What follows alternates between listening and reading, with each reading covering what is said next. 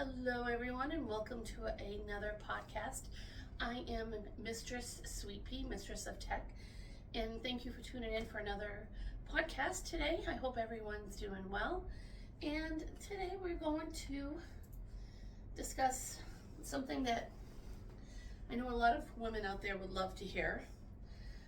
Would love to hear about, but would, the future for women in this path is very strong. So before we get started with our podcast, just wanted everyone to kind of just relax and take it easy and admire this guy here.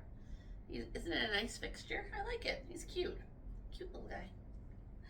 Get your coffee, your soda, water, whatever your beverage of choice is. Relax. And we will get started. So, today's topic, women in the tech industry. So, right now, we're going to basically explore the timeline of women in the tech industry, going far as back as the 1920s, 30s area, all the way to current, and what the future will hold for women in the tech industry. Like other women out there, I am also in the tech industry, and it's hard being a woman in this industry because it's constantly having to prove yourself, proving that you can do it. It's not easy and it's not fun, but women power. So we're gonna go ahead and get started. So the first thing I wanted to mention is, I don't know if a lot of people know out there, but there was a first woman in NASA. Her name was Pearl Young. She started in 1922 at what used to be NASA's earlier organization called NACA, N-A-C-A, which she started there as a physicist and worked the lab where scientists tested aircrafts. She helped design and check instruments that were used to collect important data. She was also known to be very careful and make sure that everything was done meticulously to a T. She made it a point to avoid any errors as much as possible. She even helped write about how people should work in the lab, which helped everyone do a better work well. Basically, she wrote a manual as to, okay, these are your procedures when you're working in the lab, what you should do and should not do, which I believe are still being used today, according to my research. It looks like they are still being used, but at a not at a full strength. Like there have been modifications, let's just say. So even though she was the first woman in a professional role at NASA, she was also in line with other famous women in that time period who also got their start in the tech industry, which during this podcast we will go ahead and we'll elaborate on more. So now, women, to all the women out there, I feel you, being a woman myself, it's not easy, it's not hard. I mean, it's not easy trying to have to go to work every day and prove yourself that you should be getting that promotion, not the other guy because he's a guy. These stereotypes are just not acceptable. I believe women are just as capable as men to do and vice versa. I believe it shouldn't be based on roles. It should be based on what you know. And there have been so many women throughout history that have been very, very educated and smart, but that were overlooked for jobs because they were a woman. That's not acceptable, and I'm not just saying that because I support women's rights, which I do. It's just that it's not right. It shouldn't be based on whether you're a man or a woman. It should be based on what you know in your education, and that's what it should count. But that's a whole different subject for another day. So we're going to quickly go in and discuss some of the women that were famous in the tech industry throughout the years and the decades. These women, they helped build the foundation for the tech industry. They opened doors for women who were reluctant to get into this industry because they felt like they didn't have what it takes to compete with a man. So some of these women also worked in programming, software engineering, mathematics. Their work continue to inspire generations of women even down the road, even today. So we'll touch briefly on some of them. So the first one, we already talked about Pearl Young with NASA. The other person is Grace Hopper. So Grace Hopper, she was a computer scientist and Navy Rear Admiral. Her accomplishments is that she was the first compiler. She basically created the first compiler which helped computers understand instructions in a language that was closer to the English language. She also developed COBOL. So COBOL, for those out there that remember back in the days with COBOL. She also helped develop that. And she also created one of the first programming languages used in the business industry. So when you think of COBOL now, just remember Grace Hopper. She helped create that. We also have Margaret Hamilton. She was a software engineer. She basically led a team that wrote the software for NASA's Apollo mission. She also included concepts for moon landing and how that should be played out. And her work foundation focused on modern software engineering tools. But again, I commend these women. These women are amazing. There's also Katherine Johnson, who's a mathematician. She worked at NASA and calculated flight paths for many space missions, including John Glenn's orbit and the Apollo 11 mission. Again, done by a woman, not a man. And again, I'm not trying to bash any stereotype. I just want to put that out there. I'm not bashing men or women at all. I'm just saying it just shouldn't be based on your gender. It should be based on what you know and what you can bring to the table in a job. So next we'll talk about Mary Jackson. She was an engineer. She became NASA's first African American female engineer. How about that? Isn't that awesome? That's awesome. I love that. She worked on wind tunnel experiments and helped improve aircraft designs. So that's awesome. That's the way it should be. That's amazing. I love it.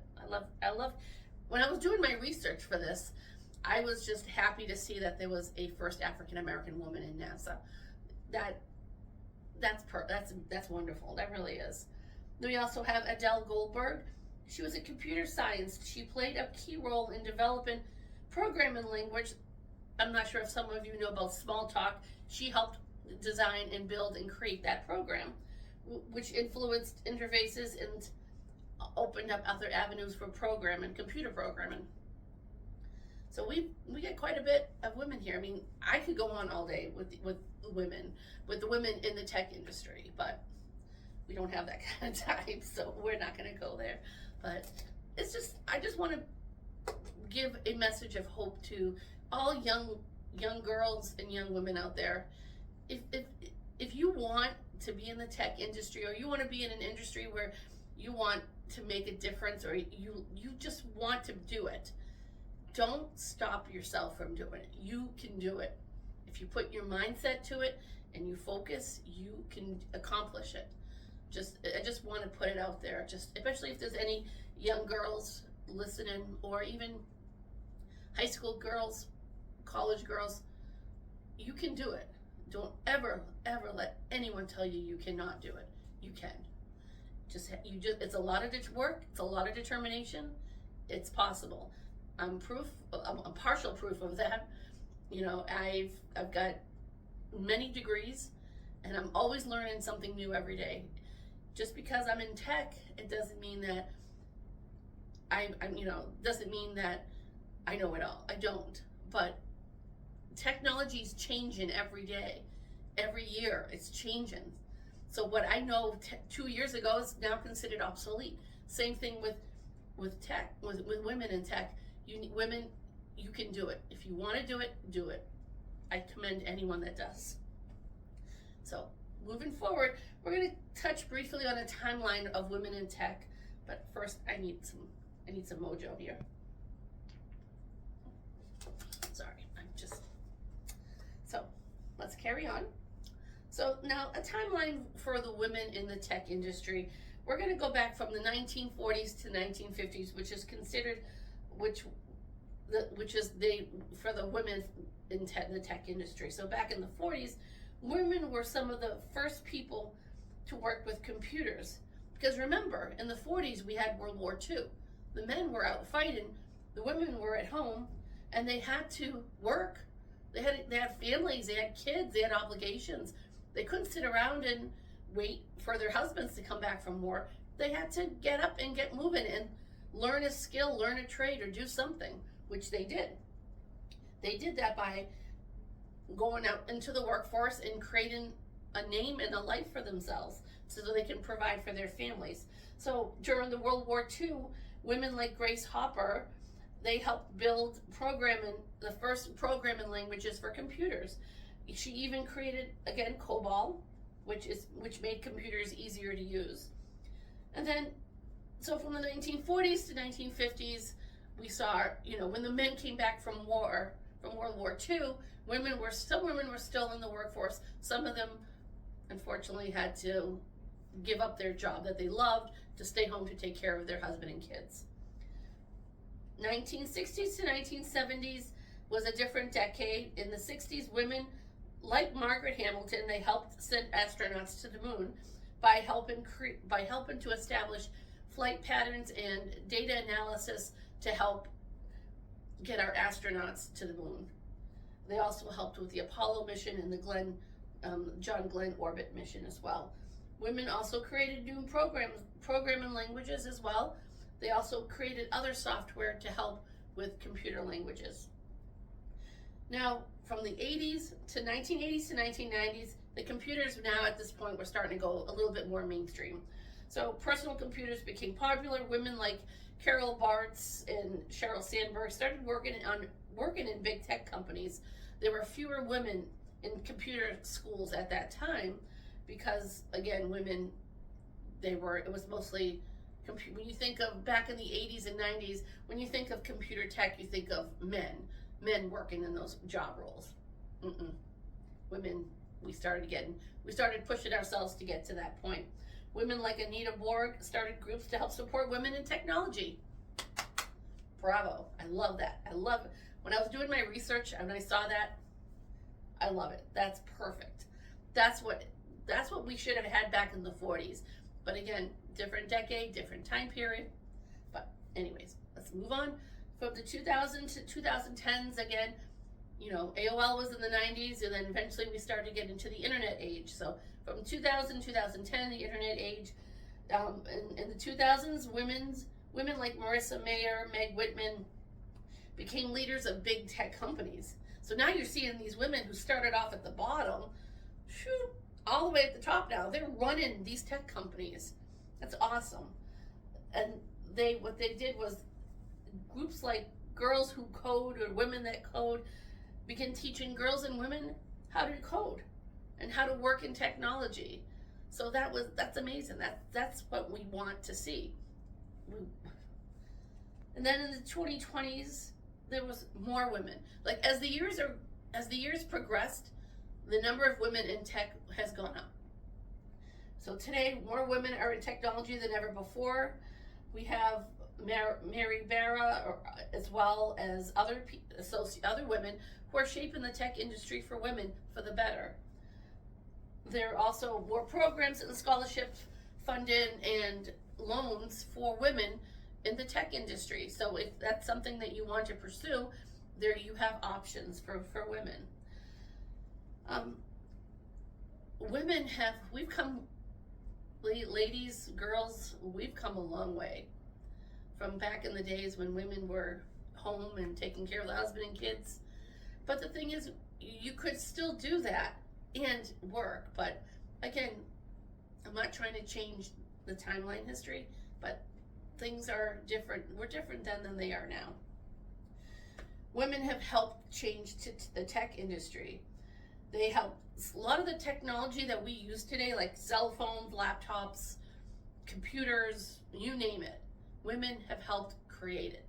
So when you hold up your laptop or your cell phone, just think a woman helped create it, or designed the software for it, or the programming for it. I love that. I love that concept. So now, what's in the future for women? What does the future hold for women in technology? Because as you know, technology changes. It's not, it doesn't stay the same. It's always evolving. It's always changing. So the future for women, according to my research, looks phenomenal. Women, more girls and women are learning about computers and technology. There's coding, there's programming languages that women are starting to utilize and learn. And they're predicting by the year 2030, there could be almost as many women as men working in the tech industry. But there's still problems. Again, it's not perfect. Nothing is. But there's still the issues that us women have to contend with, which is unequal pay, not enough support. Pay issue is a big, big thing because we want to feel like we're part. So let me retract that. Let's say we have a man who has a master's degree in computer science engineering, and we have a woman that has a computer science degree in engineering. Both have a valid credential degree. Why is the man getting paid more than the woman? And again, putting roles aside, putting gender aside, there's no reason why a woman couldn't get paid the same as a man, and vice versa too. Why couldn't it? That's the problem. The problem, the unequal pay, is still an issue to this day. It might not be as profound because we don't hear about it in the news as much, but it's still out there. It's still an issue that needs to be addressed. So I do have some statistics that I found out during my research for this topic that right now, currently, women hold about between 28 to 30% of tech jobs worldwide, and this number is slowly rising. Experts predict that by the year 2030, even up to 2040, women could possibly outpace the number of men in the tech industry. Well, again, those are just statistics. They're not set in stone. Anything could change. And then more women are entering the high growth areas like AI. Like most women now are they want to learn and get educated with AI, artificial intelligence, machine learning, cybersecurity, which are things that I'm a part of, which I'm educated in. And I believe every woman has a right to learn. We need to be self-sufficient, and learning these tools will make that happen for us. Now, there has been progress in leadership with women holding tech roles. Women are starting to see more leadership roles within an organization. And again, we've got women today that own tech companies. So it's possible for a woman to start at the bottom and become owner of a tech company. But again, there's still the lack of advancement, unequal pay, work biases, all that stuff that was from back in the day. It still happens today, unfortunately.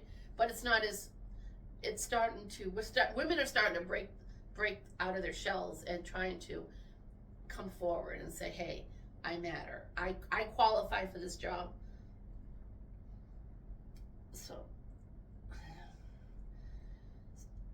So basically, at this point,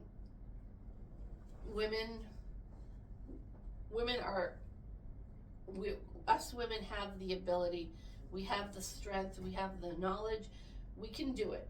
We can definitely run tech companies. But again, it's all about education. The more you're educated, the more you are. Like, for example, for myself, I'm an educated woman. I've hold several degrees. I've attended a couple of classes at Harvard. MIT. I was in an MIT hackathon. So to women out there who are unsure if they can do it, you can do it. If you put your mind and heart and soul into it, you can be that person that starts off at the bottom, and then 10, 20 years from now, you could run your own tech company. It's possible. I believe in people. I believe in everyone. Men, women, I believe in everyone, and you can definitely do it. In conclusion to this, women have been a big part of the tech company from the beginning. And again, as I referenced, some of these women that we did, I don't know, some people may not know about, some do, but women did have a profound impact in technology back in the days, back before, back even in the 1940s, when women had to go to work because of World War II and their husbands were overseas. They had to provide for their families. So they had to learn a skill or a trade. But it doesn't mean that once you're, it's, see, my thoughts are different from others, but, well, that's something for another day. But to continue, the work has changed, the world has changed, and stories have changed. The way things were back in the 40s is different from now. Women who have started out at the bottom are now running successful tech companies. It's possible. The future of women in tech is about more than opportunities, better support, and continued progress towards the one word that I love the most: equality. We just want to be equal. On that note, I want to thank everyone for tuning in today. I hope my words have helped those that are listening. If you want a career in tech and you're a woman and you're not sure if it's the right role for you, or try it out. If it's something you really love and it's a passion, like technology is a passion of mine, and I didn't let anything stop me from learning. If it's a passion, if it's something you really like, do it. Put your heart and soul into it and you will succeed. I believe in everyone. I believe everyone has the potential to succeed, regardless of whether you were rich, poor, young, old, doesn't matter. I believe everyone has the potential to succeed. So I hope any young woman listening out there will know that, if you have a desire to learn, it doesn't even have to be tech, it could be anything. If you've got a passion for something and you want to learn, do it, because I believe in you and I know you can do it. And on that note, I want to wish everyone a great day. Thank you for tuning in, and I will catch you next time.